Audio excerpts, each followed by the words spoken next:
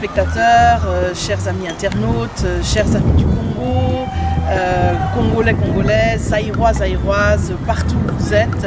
Au nom de TV Lisanga, nous voulons vous souhaiter la bienvenue dans cette nouvelle émission qui aujourd'hui me permet de recevoir évidemment quelqu'un que vous connaissez tous et toutes, et c'est un grand honneur pour moi. Nous allons essayer de partager quelques instants avec cet homme, je pense que vous connaissez tous. Nous allons essayer peut-être d'entrer un petit peu dans son intimité, c'est-à-dire savoir un peu qui il est, savoir quelles sont vraiment les choses qui le définissent, qui le caractérisent, quelles sont ses pensées profondes. Voilà, nous allons vous faire partager ce moment et vous permettre d'entrer un petit peu dans l'intimité de cet homme, tout honneur, tout seigneur évidemment. Je vous remercie en tout cas de nous suivre et c'est vraiment un grand plaisir. Alors, sans plus tarder, Monsieur Roland Mena, bonjour. Bonjour Madame. Très bien, merci. Alors c'est un grand plaisir. Alors je ne vais pas dire vous, parce que dans mes émissions, j'aime beaucoup être tout simplement naturel. Et donc je vais dire tu, puisque nous nous tutoyons. Donc c'est un grand plaisir, Roland, de te recevoir aujourd'hui dans cette première émission donc, de TV Lisanga, afin que nous puissions peut-être faire un peu plus amplement connaissance et que ceux qui nous suivent également puissent faire plus amplement connaissance avec toi. Es-tu d'accord ? Tout à fait d'accord et tout le plaisir est pour moi, c'est un honneur.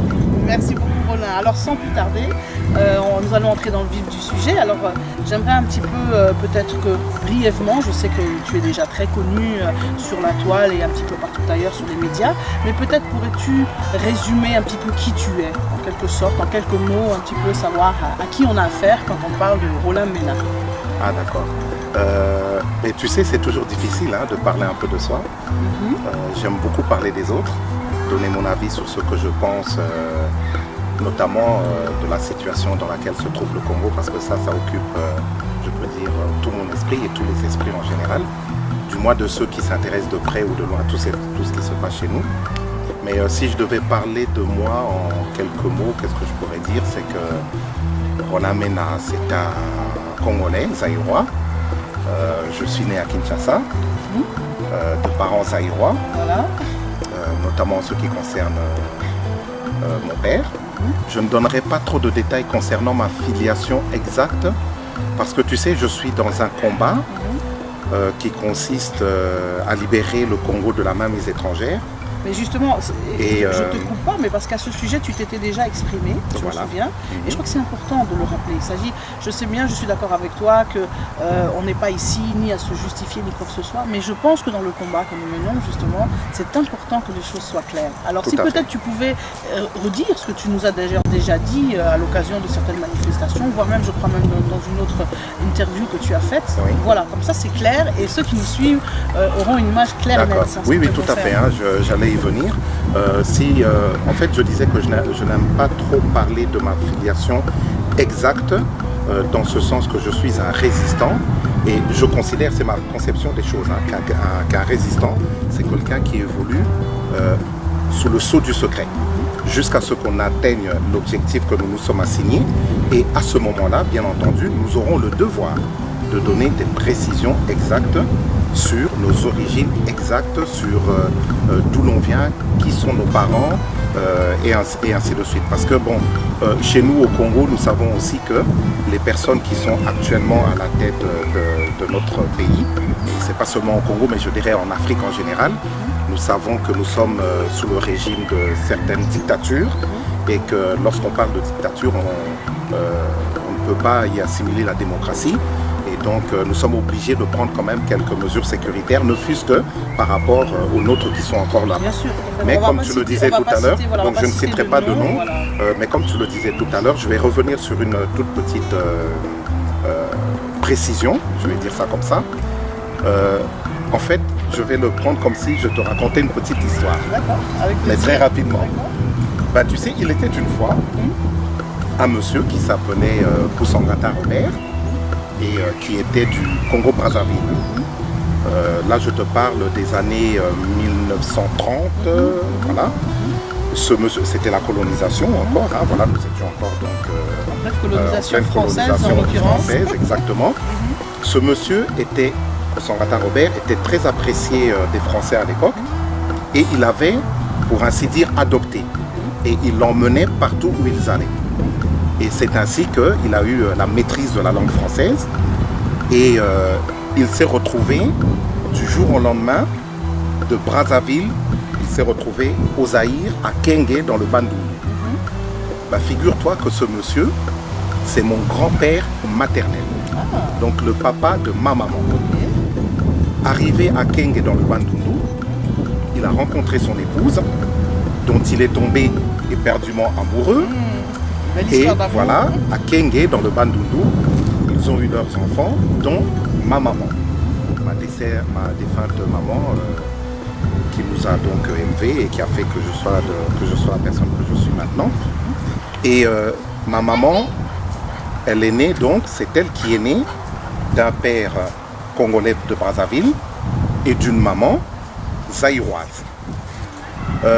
Dès son plus jeune âge, aux alentours de 15-16 ans, maman a quitté Kenge dans le Bandundu pour aller s'installer à Kinshasa. Et c'est à Kinshasa qu'elle a fait la connaissance de son mari, un certain Mena. Et de là est sorti le personnage que tu vois. De cette union est sorti le personnage que tu vois. Donc je suis né à Kinshasa. Et vers l'âge de 5-6 ans, c'est vrai que mes parents avaient les moyens. Lorsque je te parle de mes parents, je veux dire aussi bien papa, maman que grand-maman et grand-papa, hein, grand-mère et grand-père. Donc toute cette famille, ces deux familles, ça avait vraiment les moyens. Et vers l'âge de 5, 6, 7 ans, je suis arrivé en Europe. Nous sommes tous arrivés en Europe avec mes frères, mes soeurs, mes tantes, etc. Et à partir de là, c'était en 1967-66. Donc je suis en Europe depuis ces années-là. Et donc j'ai pratiquement fait toute ma vie ici. Avant de continuer cette période, pour revenir juste encore, j'allais dire juste sur les origines, donc on a bien compris par rapport à ce qui concerne ta mère, mais ton père, la famille de ton père est de quelle région vraiment? Alors, concernant mon père, là je te disais aussi que je n'allais pas donner trop de détails, mais pas pour le moment, hein. On ne donne pas de détails pour le moment, mais plus tard, il est bien évident que j'apporterai encore plus de précision de ce côté-là. Mon père, il est au Congo, 100% comme on dit, hein. Et donc je suis Moussingombe de par mon père. Ok, ben, c'est parfait, donc je crois que là-dessus c'est clair, on peut vraiment dire que tu es un bon Zaïrois, voilà. Un bon Congolais, nul doute à ce sujet, je pense que c'est important. Alors, mais c'est vrai que c'est bien de donner ces petites précisions pour que les gens sachent exactement à qui on a affaire et qu'il n'y ait plus d'ambiguïté de ce côté. Je pense que c'est important et surtout que, comme je le dis souvent, ce n'est pas tant le problème forcément des origines qui pose problème, mais c'est le combat qu'on mène, c'est l'amour qu'on a dans le cœur pour un tel ou tel pays et c'est ça qui est le plus important. Alors, justement pour revenir à ce que tu disais, donc tu as grandi en Europe, si on se souvient, donc on ne va pas non plus aller maintenant faire le parcours pas par pas parce que c'est pas non plus l'objet, j'allais dire, de l'émission d'aujourd'hui, mais ce qui m'aurait intéressé, c'est, on dit souvent que la période de l'adolescence c'est une période très importante, c'est une période marquante. Je pense que de par la famille d'où tu viens, on a bien compris que donc, tes parents avaient sûrement des fonctions politiques. Et par rapport à ça, justement, dans ton adolescence, quelles sont les choses qui t'ont marqué? Quelles sont les valeurs peut-être certains hommes, certains grands hommes ou grandes femmes qui t'ont peut-être marqué? Si tu pouvais nous expliquer en fait ce qui t'a marqué à cette période-là d'adolescence, puisque c'est vraiment le moment qui marque en fait un être humain. Exactement. Tu sais, ta question me ramène dans le passé. Et en fait, je suis quelqu'un de très curieux. Pas curieux par rapport à l'environnement proprement dit, mais c'est curieux par rapport à... J'aime savoir à qui j'ai affaire. Et je cherche toujours à savoir comment pensent les gens, quels sont leurs centres d'intérêt, et qu'est-ce que je peux faire à mon niveau pour plaire, parce que j'aime plaire aussi aux personnes que je fréquente. Ou si tu veux, je cherche toujours à ne pas décevoir les personnes que je fréquente et à fonctionner, si tu me permets ce verbe, mais c'est le seul qui m'arrive là tout de suite, selon leurs attentes. Donc je suis quelqu'un qui s'intéresse aux gens et qui veut apporter quelque chose aux personnes que je fréquente, parce que c'est peut-être un peu paradoxal, mais lorsque je m'intéresse à une personne, je cherche à m'enrichir de ce que cette personne peut m'apporter. Sinon, je considère que la relation n'est pas intéressante. Voilà, c'est surtout ce côté-là qui m'a toujours aligné. Et j'ai toujours grandi dans cet état d'esprit-là. Je pense que ça vient de maman aussi qui avait toujours ce besoin d'être entourée, de connaître les gens, toujours cette curiosité de savoir comment les gens pensent, ce qui plaît aux personnes. Je peux dire que donc ce trait de caractère m'a beaucoup influencé et c'est comme ça que j'ai évolué après dans tout ce que je fais en général. Mais justement, dans cette période d'adolescence, est-ce qu'il y a eu d'abord, premièrement, est-ce que la conscience politique quand même que tu as qui est très forte aujourd'hui, est-ce que déjà à l'adolescence elle se dessinait déjà ou on pouvait déjà en voir, j'allais dire, les prémices, ou bien pas du tout? Tu as passé une adolescence, la politique te disait rien du tout. Et surtout, est-ce que tu as des hommes qui t'ont marqué, enfin je veux dire des hommes avec un grand H? Au niveau de l'adolescence, non, je n'étais pas intéressé par la politique, mais je vais être sincère avec toi, pas du tout. J'ai eu une adolescence normale, un garçon qui faisait 400 000 coups, qui faisait toutes sortes de choses. De la vie. Voilà, exactement. Donc je ne m'intéressais pas vraiment à la politique. La politique, je vais dire que c'est venu surtout lorsque j'ai atteint ma majorité, lorsque j'ai commencé, et tout particulièrement lorsque je suis retourné au Zaïre pour la toute première fois. C'est à ce moment-là que le déclic s'est fait et que j'ai vraiment commencé à m'intéresser à la politique. Parlons-en, puisque ça c'est... Mais au courant de l'adolescence, j'ai passé une adolescence, somme toute assez banale. D'accord, donc en fait dans l'adolescence il n'y a pas eu des... Parce que dans les gens qui t'ont peut-être marqué, c'est peut-être un petit peu comme tout le monde, quand on est adolescent, on a tel ou tel artiste, tel ou tel chanteur, d'accord. Voilà, alors, mais tu disais que ta conscience politique est venue justement à ton premier voyage. Alors ce déclic, est-ce que tu peux peut-être nous en parler un peu plus? Je pense que c'est intéressant de savoir qu'est-ce qui a provoqué ce déclic qui a fait que là, Roland Mena s'est dit, il faut que je m'engage, il faut que je fasse quelque chose, en tout cas ça m'intéresse.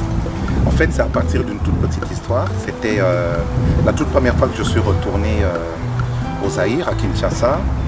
J'avais 19 ans. Je venais d'avoir mon baccalauréat. Et non, je venais pas d'avoir le baccalauréat. Non, c'était 18 ans. Je venais pas d'avoir mon baccalauréat, mais j'étais en train de passer cet examen-là. Et à ce moment-là, il est arrivé un malheur dans la famille parce que nous avons eu maman qui avait fait un très grave accident. Elle a failli perdre la vie. Et comme elle n'était plus en mesure de s'occuper de nous, moi j'étais à l'internat à Armon. Et donc je terminais mes humanités en fait. J'ai été obligé de retourner à Kinshasa.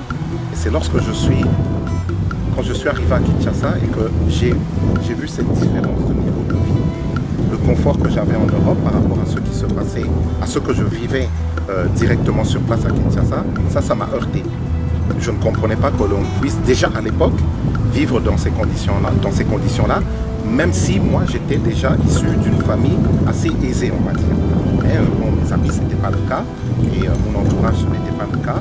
Et donc il y avait ce côté tu as pris conscience des réalités sociales. J'ai pris conscience des réalités sociales, des réalités du terrain, de la misère. J'ai affronté la misère comme ça, directement. Et je me suis demandé, mais comment font les gens pour vivre dans ces conditions-là? Et alors, une toute petite histoire. Je pense, si mes souvenirs sont bons, c'est un président qui était reçu par le président Mobutu, par le feu président Mobutu. J'étais à Eyala, parce que la parcelle familiale était à l'époque à Eyala 26. Chez nous, on appelait ça à l'époque Balabala Vergis. Nous étions 26 et Vergis, qui était donc papa, parce que il était au 36, tout le monde connaît Papa Vergis, il n'est plus à présenter. Et on était en train de jouer aux cartes, aux dames, avec des voisins. Et là, on entend une sirène au loin. C'était la sirène qui annonçait que le président Mobutu arrivait avec ses invités. Et pendant qu'on jouait aux dames, un ami qui était vite parti nous a dit, alors vous venez pas? Et les amis ils étaient là, ils disaient, ah non, nous on vient pas, qu'est-ce qu'on va aller faire? Mobutu il est en train de faire sa vie et tout ça, nous on est pauvres malheureux, on joue nos dames, nous on vient pas. Et cet ami, et puis on entendait la sirène qui se rapprochait, et cet ami il revient et dit, mais alors venez, il va bientôt arriver. Non, nous on vient pas, laisse tomber. Et il est revenu une troisième fois, Et il nous a dit simplement « Yeyuazoleka ». Mais je t'assure, il faut voir comment le jeu de dames a sauté en l'air. Oula, mon Dieu. On s'est tous mis debout, on s'est précipité vers, puisque nous on était juste au numéro 26 entre Éthiopie et Gambela. Donc du 26 on arrive vite sur Éthiopie. Et sur la gauche, il y a tout de suite l'avenue Victoire. Je pense que notre frère Jean-Christian voit déjà de quel secteur je parle. Hein. Et là on a vu Mobutu qui arrivait. Et j'ai vu Mobutu pour la toute première fois, comme ça. Il était là, quoi, je veux dire, à 10 mètres. À 10 mètres de toi. Et il était en train de saluer, comme ça. Et à un moment, il a salué vers notre direction. Et un ami qui était là, avec Mobutu qui faisait ça. Mais j'ai eu l'impression que pour lui, ce salut s'adressait à sa propre personne. Et il était rentré quasiment dans une d'extase comme ça. Et moi, ça m'a interpellé. Je l'ai regardé. J'ai regardé le feu président Mobutu. Et puis, c'est là que je me suis rendu compte quand même d'un certain décalage en fait. Du décalage, parce que moi j'étais pas dans cet état d'esprit qui consiste à fanatiser une personne, à diviniser une personne, pardon. Et je voyais les compatriotes, mais je comprenais ce sentiment. Et ensuite il est passé et je voyais toutes ces voitures luxueuses, tout ce cortège énorme qui passait avec des gardes armés et tout. Et le contraste avec la population à côté qui croupissait déjà à l'époque dans une certaine misère. Et là, je m'étais dit, non, mais ce pays ne peut pas continuer comme ça. Un jour, il faut que ça change. Et c'est là que, clic, j'ai commencé à m'intéresser vraiment à la politique. Waouh. Et alors, justement, à partir de là, est-ce que tu t'es engagé peut-être dans un mouvement ou bien qu'est-ce que tu as fait en fait concrètement? En fait, je ne me suis pas engagé dans un mouvement, mais je me suis révolté. Je me suis révolté et puis j'ai commencé à parler aux compatriotes en leur disant, mais non, vous ne pouvez pas accepter certaines choses. Vous voyez, un être humain a certains droits, on a des devoirs, mais on a aussi des droits.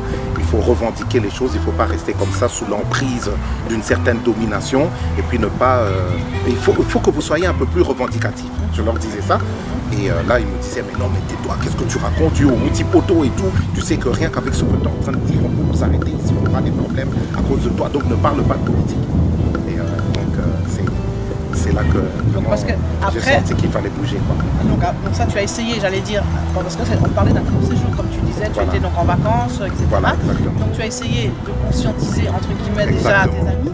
Mais alors après, tu es rentré donc, en Europe. Après, je suis revenu. Et qu'est-ce que tu as fait justement après Alors une fois que je suis revenu en Europe, donc je t'avais dit que j'étais en train de passer mes examens, vu la situation de maman. Donc j'ai perdu, si tu veux, une année.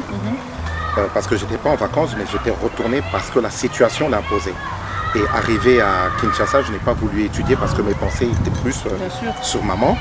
Et je n'avais qu'une hâte, c'était de retourner et de savoir dans quel état maman se trouvait parce qu'elle était vraiment au seuil de la mort. Hein. C'était vraiment, on était choqués, on était complètement déstabilisés. Et donc j'ai demandé à papa de rentrer en Europe. Il a voulu m'envoyer aux États-Unis. J'ai dit non, pas les États-Unis. Après, il m'a proposé la Suisse. J'ai dit non, non, pas la Suisse. Après, alors, il m'a fait, bon, bah, alors, qu'est-ce que tu veux? Tu veux aller où? Tu vas aller à l'internat, dans le ban d'où tu viens là-bas? Et là, je lui ai dit, mais très sérieusement, je lui ai dit, écoute, papa, dans une semaine, il faut que je rentre en France parce que ma maman est hospitalisée à l'hôpital à Gonesse en France. Et je dois absolument retourner parce que là, je sens que c'est important que je sois auprès d'elle et il faut que je rentre. Donc, quand il a vu que cette demande était vraiment sérieuse, une semaine après, je suis arrivé à Paris parce que je quittais Bruxelles quand j'étais retourné pour la première fois. Donc, Kinshasa, je suis rentré sur Paris, j'ai retrouvé maman, elle allait beaucoup mieux et directement elle m'a dit non, il faut que tu reprennes tes études.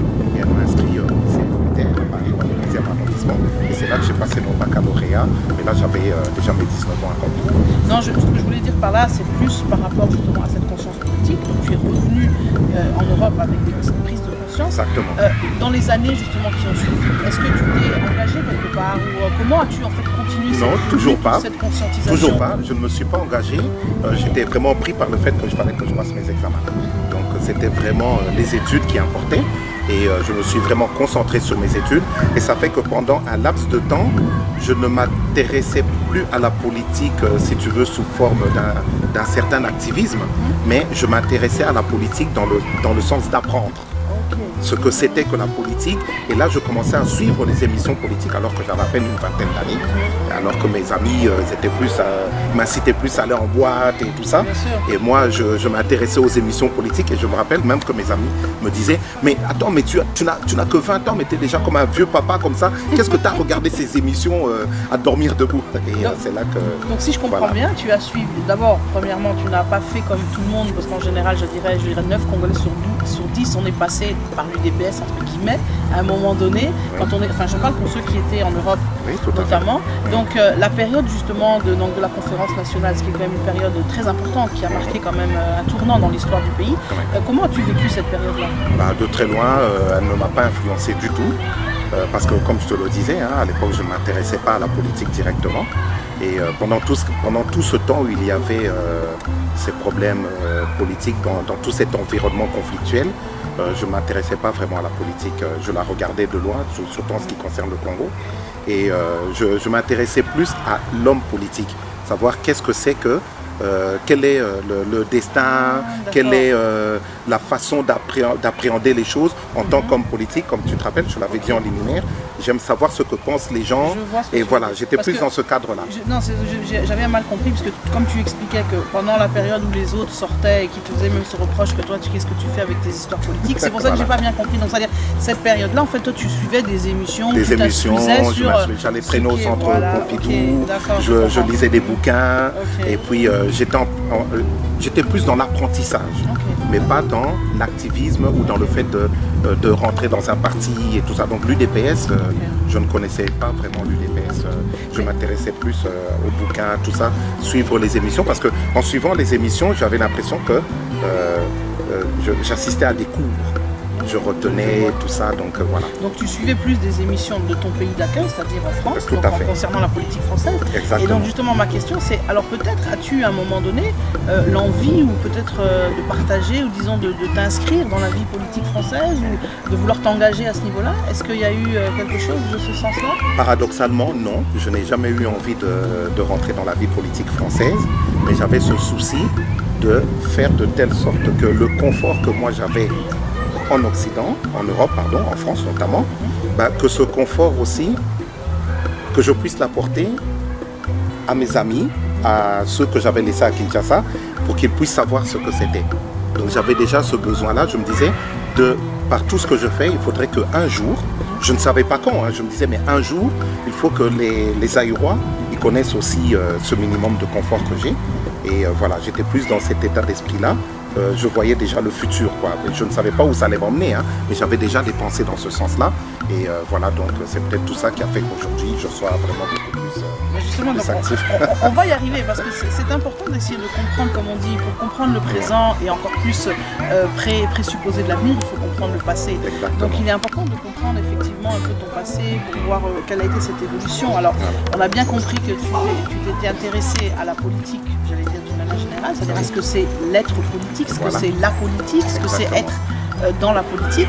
On a bien compris que cette période, j'allais dire, donc jusqu'à la fin du régime moboutiste, je pense que tu n'étais pas trop impliqué, ça te concernait peut-être de loin, que tes préoccupations étaient vers le peuple et vers donc, le social, de vouloir changer des choses. En plus, quand je dis le peuple, attention, c'était même pas ça, c'était vraiment mes amis, ceux que j'avais fréquentés quand j'étais à Kinshasa, c'était même pas encore le peuple, c'était vraiment donc Balabalea là. Oui, je vois. Mais alors, tu n'as pas eu l'idée de faire un projet ou quelque chose dans ce sens de très concret pour les aider, entre guillemets, non? Non, pas du tout. J'ai gardé les contacts. Projet d'envergure, il faut te dire que j'avais quoi, à 20 ans, on n'a pas non plus, on ne pense pas à des... Bon, j'étais pas un surdoué, donc voilà. À cet âge-là, je pensais plus à terminer mes études d'un côté. J'avais le souci de maman de l'autre. Je suis quand même l'aîné, le deuxième d'une grande famille, d'une famille nombreuse. Il y avait les responsabilités en tant que grand frère. Et puis aussi, il y avait ce besoin d'aller le plus loin possible dans mes études. Donc j'étais plus dans cet environnement-là. Et mes amis que j'avais laissés à Kinshasa, notamment à Yala, dans le secteur et tout ça, on gardait les contacts. Et puis quand je pouvais, je leur faisais un mandat, des trucs comme ça. J'envoyais de l'argent, des choses comme ça. Mais ce que fait tout, j'allais dire, ce que fait tout le monde. Voilà. Mais alors, tout à fait banal. Pour justement revenir à ce parcours, alors on a bien compris, donc ok, la période, j'allais dire, de transition, la période de conférence nationale, c'est une période que tu as vue un peu de loin. Alors comment as-tu vécu ensuite vraiment la période, l'arrivée de Kabila au banc Kabila Père, Laurent Désiré Kabila, donc 1997, quand réellement les choses changent, le régime tombe, donc un nouveau régime s'installe à Kinshasa. Comment as-tu vécu cette période-là? On était très troublés. On se demandait, je me demandais à l'époque, tiens, qu'est-ce qui va se passer maintenant? Mais j'avais des sentiments mitigés. Pourquoi? Parce que, comme tout Zaïrois, j'accorde beaucoup d'importance à l'apparence, hein, surtout en ce qui concerne un chef d'État. En ce qui concerne un chef d'État. Et lorsque j'ai vu Mobutu qui est en train de dépérir, ça m'a vraiment fait très mal. Malgré que je n'étais pas vraiment fan. Surtout, alors pas du tout même je dirais, surtout avec tout ce que j'avais vécu à Kinshasa, tout ce que j'avais vu comme ça de mes propres yeux, je me disais qu'il était responsable quand même hein, de cette situation, de cette misère. Je me disais mais comment peut-on vivre dans une telle opulence et à côté son voisin voilà, donc ça me déplaisait. Et lorsque j'ai vu Laurent Désiré Kabila qui arrivait, je n'ai pas été rassuré. Je me suis dit, il y a quelque chose qui se passe là, mais qui n'est pas bon du tout. Et le fait de voir Mobutu dépérir comme ça, donc, ça m'a quand même fait quelque chose parce que quand je le regardais, surtout quand je voyais ses saluts qu'il faisait et tout, je voyais quand même un certain charisme, une présence. Hein, on le ressentait, ça même. Quels que soient les sentiments qu'on ait pour la personne, ça c'est secondaire. Voilà, on reconnaît qu'il y avait un charisme. Et quand je voyais Laurent Désiré Kabila qui arrivait, je me disais, mais qu'est-ce qui se passe? Il y a des choses de bizarres qui sont en train de se passer. Il y a des choses qui nous échappent. C'est pas normal cette situation. Voilà, et puis bon, les événements, nous avons tous assisté à cela. Et voilà, quoi, sans plus. Et donc justement, parce que là on va arriver, je pense que là on va arriver quand même au cœur de notre débat et de ce qui constitue ton combat aujourd'hui. C'est pourquoi je disais, comment as-tu vécu l'arrivée de Laurent Désiré Kabila? Alors, qu'est-ce qui s'est passé à partir de ce moment-là? Comment l'homme qui regardait la politique de loin, la politique congolaise de loin, qui, bon, évidemment, comme tu dis, était touché humainement par rapport à la situation sociale, est devenu le Roland Mena d'aujourd'hui? Qu'est-ce qui s'est passé?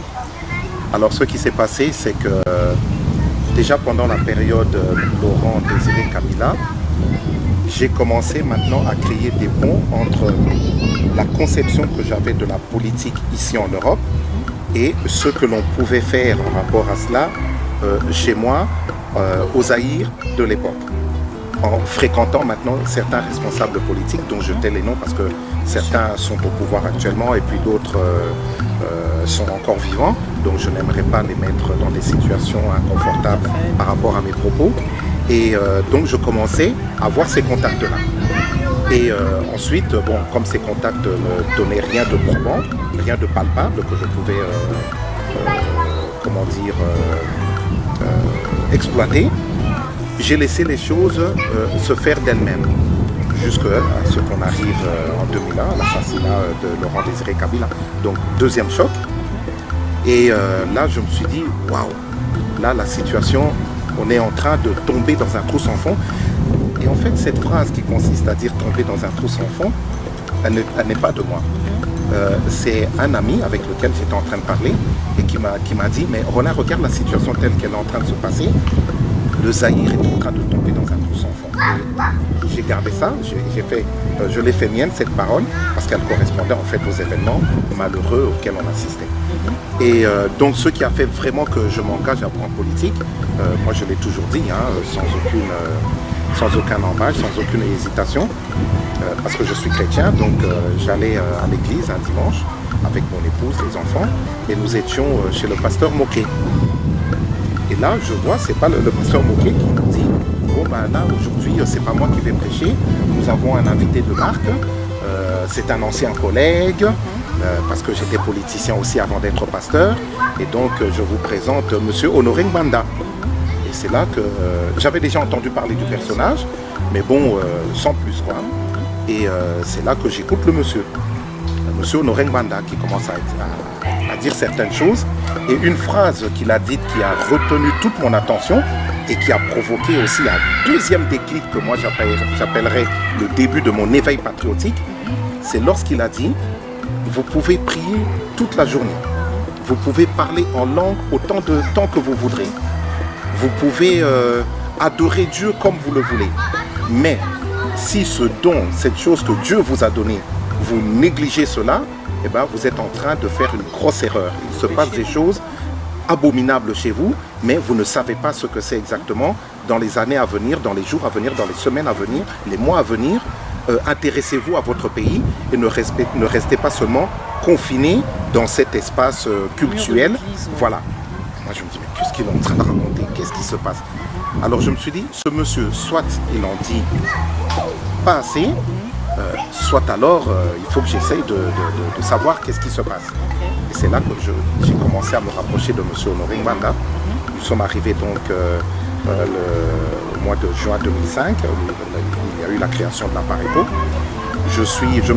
On m'a présenté le pasteur Faustin Choum, et j'ai parlé un peu avec lui, et puis il m'a dit, mais qu'est-ce qui t'intéresse dans tout ce qui se passe? Je lui ai dit, non, franchement, déjà, moi, ce qui se passe au Congo, ça ne me convient pas. J'aimerais faire des choses, je ne peux pas rester spectateur. Donc je passe l'échange qu'on a eu avec lui, qui a duré à peu près une quinzaine de minutes ce jour-là. Et il m'a dit, bon, ben écoute, ici se passe des choses. Et il m'a présenté à un militaire, le capitaine Luyundu, là. Il m'a dit, bon, écoute, c'est un jeune frère qui est intéressé par tout ce qui se passe ici.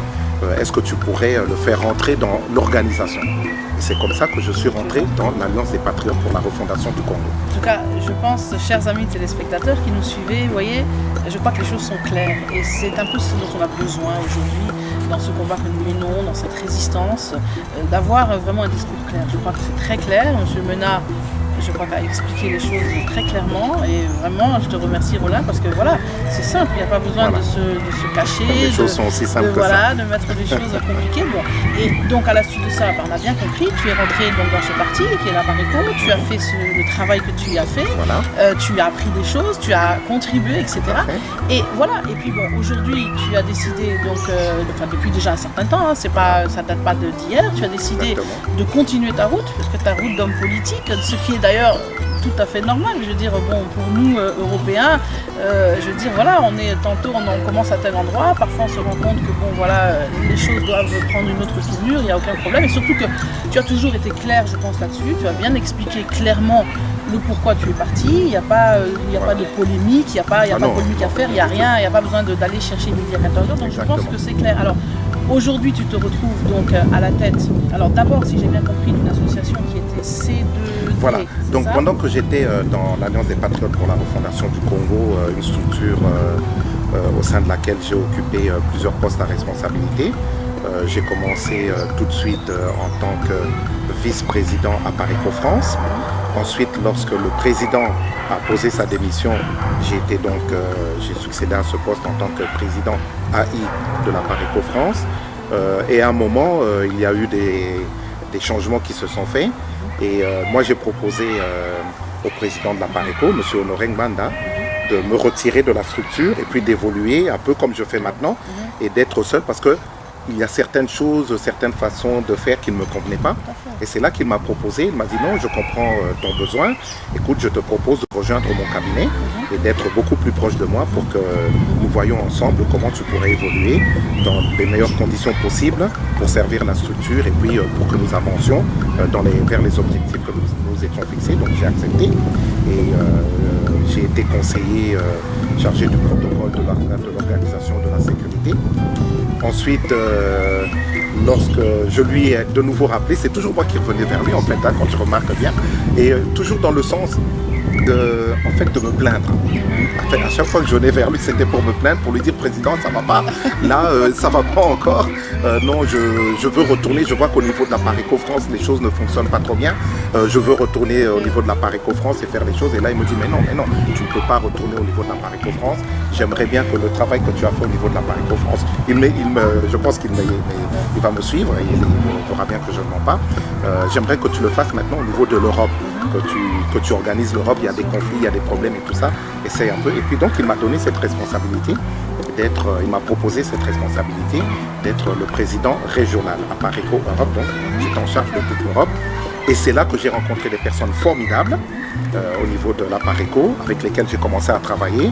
Nous avons organisé des déplacements pour que je fasse des conférences, pour que je rencontre des personnes, pour que nous fassions toujours ce travail. Tu as fait ton travail. Voilà, de mobiliser, conscientiser, comme je suis encore en train de le faire aujourd'hui, de politique justement, parce que c'est ça le rôle d'un politique. Et à un moment, je suis de nouveau retourné vers lui pour lui dire que non, ben là, je pense que je vais arrêter, mais cette fois-ci sérieusement. Parce que bon, je ne suis plus d'accord avec certaines choses. Sans te couper, et c'est pas, je ne suis pas là pour ton avocate, mais c'est tout à fait légitime, je pense. Hein. D'ailleurs, en tant que chrétien, il est bien dit qu'il est important de servir au pied du maître, mais il y a un moment donné, il est temps aussi de prendre son envol. Donc il n'y a rien de, je veux dire, de polémique là-dessus, du fait que bon, ben voilà, quand le temps est arrivé, je pense que tu as fait, on pourra vraiment pas te reprocher d'être quelqu'un qui tantôt là, et qui a, je veux dire, voilà, soufflé, enfin, voilà, fait plusieurs circuits, faire du vagabondage. Tu as fait ton travail, tu as fait tes armes. Et si tu veux, et c'est pendant justement, Claudine, excuse-moi, je ne te coupe pas, mais c'est pendant déjà cette période que j'avais créé Citoyenneté congolaise, droits et devoirs. C'est sur ça justement que je veux alors que j'étais déjà dans la Pareco. Et ça, c'était en 2008.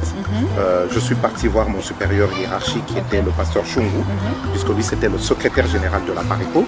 Et je lui ai dit, Mokonzi, Talanga Sikoyo, Nana créé l'association Moko. Parce que, et si tu te rappelles, c'est ce que je te disais en liminaire, j'avais toujours ce souci de faire de telle sorte que les gens vivent le confort que moi j'avais vécu. Parce que j'estimais que c'était une grâce, ce n'était pas quelque chose de particulier parce que je suis plus valable que d'autres.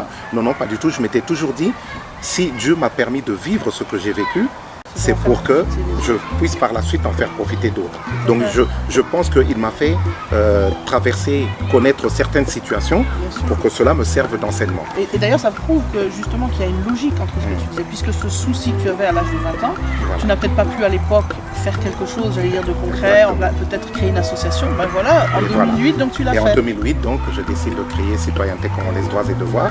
J'estimais que ça allait tout à fait dans le sens du discours de la Pareco, parce que l'Alliance des Patriotes pour la refondation du Congo, ce n'était pas un parti politique, c'était une plateforme qui invitait tous les Congolais et qui, je pense que c'est toujours leur discours, à moins qu'ils soient écartés, et qui proposait aux uns et aux autres qui sont conscients de ce qui se passe au Congo, de nous mettre ensemble pour que tous ensemble nous trouvions les voies et moyens qui vont nous permettre de faire que la situation change. Donc ça allait tout à fait dans ce que je voulais.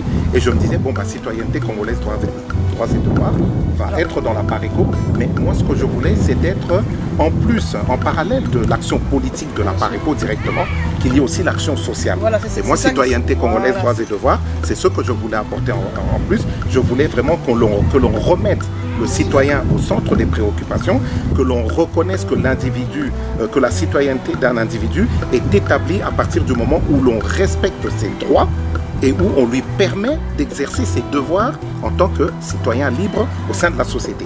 Et moi, je voulais apporter en parallèle ce côté-là. On a bien compris que ton association, c'est pour moi, j'appelle ça une association humanitaire, sociale. C'était beaucoup plus dans le social et dans l'humanitaire, mais directement sur le terrain. Et d'ailleurs, elle existe toujours. Elle existe toujours, voilà. Alors, justement, donc, avant d'en arriver donc, à la vision d'aujourd'hui et à l'Isanga, j'aurais voulu te poser une question, justement, de savoir quel était ton rapport à l'époque. Bon, je sais bien que tu étais engagé donc, dans le parti et que bon, il fallait que tu suives, les lignes directrices du parti. Mais quel était j'allais dire peut-être je dirais plus ton sentiment. Hein. Là, je m'adresse à l'homme, Roland Mena, par rapport justement aux autres hommes politiques, par rapport à Etienne Tshisekedi, par rapport à l'UDPS, par rapport à d'autres hommes qui existent aujourd'hui dans l'opposition.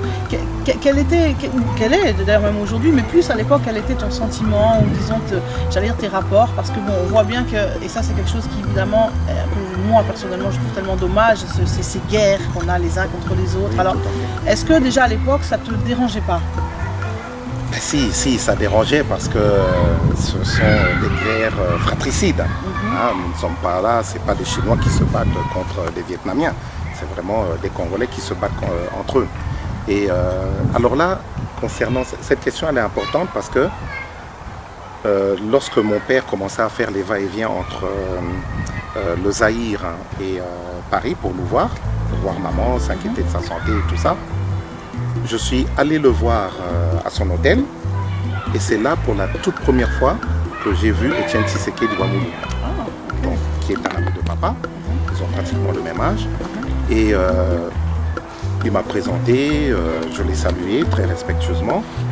Et donc je n'avais pas, même si dans mes premiers pas dans mon pays d'origine, je ne m'intéressais pas du tout à l'UDPS, à Tshisekedi, mais le fait qu'il y avait ce rapprochement envers mon père, ça a renforcé un sentiment de respect qui s'est installé comme ça tout naturellement.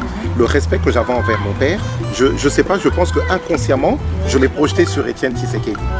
Et donc pour lui, il y avait aussi un autre jour, rebelote, je vais de nouveau voir papa, et qui je vois, le grand maître Franco de l'Ok Jazz, en train de parler avec papa. Et pareil, ce respect que j'avais pour papa se projette de nouveau sur Franco. Et donc à un moment, lorsque je vois toutes ces distorsions entre les uns et les autres, ça me met automatiquement mal à l'aise parce que j'ai des sentiments de respect très profonds envers ces personnes-là, du fait que je pense que ça s'est fait de façon subliminale, sans que je m'en rende compte, que j'avais fait cette projection entre mon père et Étienne Tshisekedi. Parce que je dis pas ça évidemment au hasard, parce que en fait c'est ce qui va nous amener, je crois, à la vision de Lisanga, parce que ce fait de se sentir mal à l'aise dans ce cadre qui était peut-être trop sectaire par rapport à enfin la réalité politique du terrain, on peut comprendre. Hein, nous sommes bien d'accord que nous sommes dans la résistance, dans le combat, donc il ne s'agit pas d'être complaisant vis-à-vis de nos ennemis. Nous sommes entièrement d'accord.